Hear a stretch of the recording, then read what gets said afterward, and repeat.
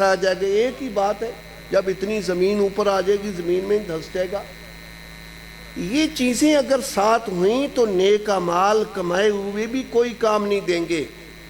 نیک اعمال بھی کرنے ہیں اور اپنے اعمال کسی کو دینے بھی نہیں ہے، بچا کر لے جانے ہیں۔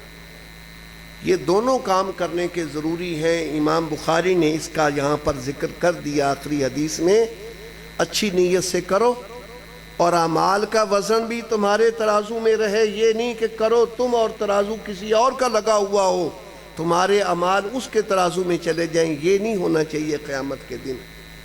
میرے بھائیوں، یہ کام کرنے کے، اور میں نے کہا کہ اکابر نے بڑی مشکل حل کر دی۔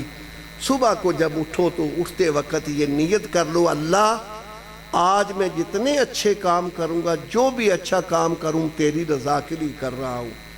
جتنے کام ہوں گے سارے اللہ کی رضا کے لیے ہوں گے، جب تک آپ صراحتاً ایسی نیت خراب نہیں کریں گے کہ یہ کام میں کسی اور کے لیے کر رہا ہوں۔ جب یہ وسوسوں کو ہم بعض اوقات سمجھ لیتے ہیں کہ ایسا وسوسوں سے کچھ نہیں ہوتا۔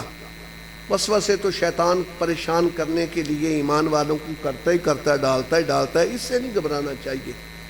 یہ امام بخاری رحمۃ اللہ علیہ، میں لمبی بات نہیں کرتا، مولانا تشریف لے آئے ہیں، وہ آپ سے کریں گے، زیادہ میں بول بھی نہیں سکتا، تھک جاتا ہوں اب میں زیادہ بولتا، سبق میں آہستہ آہستہ بولتا ہوں میں۔ بہرحال یہ امام بخاری نے درس دیا ہے اور یہ کلمات پڑھتے رہنا چاہیے۔ سبحان اللہ، اگر ویسے نہیں کسی کو اس طرح یاد، یہی پڑھتے رہو کہ سبحان اللہ، اللہ اکبر، الحمدللہ، لا الہ الا اللہ۔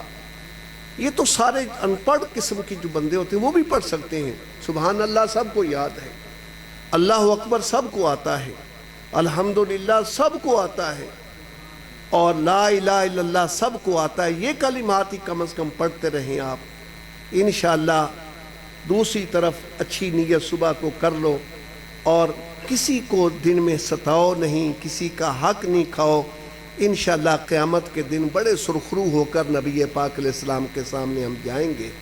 اللہ تعالیٰ کی ذات ہمیں جو کچھ حدیث میں کہا گیا ہے اس پر عمل کی توفیق عطا فرمائے۔ اچھی باتیں جو ہوئی ہیں تو اللہ کی توفیق سے ہیں، کوئی بری بات ہوئی ہو تو میرا اور یہ شیطان کا اثر ہے، نفس کا اثر ہے، اللہ مجھے معاف فرمائے۔ وآخر دعوانا الحمدللہ رب العالمین۔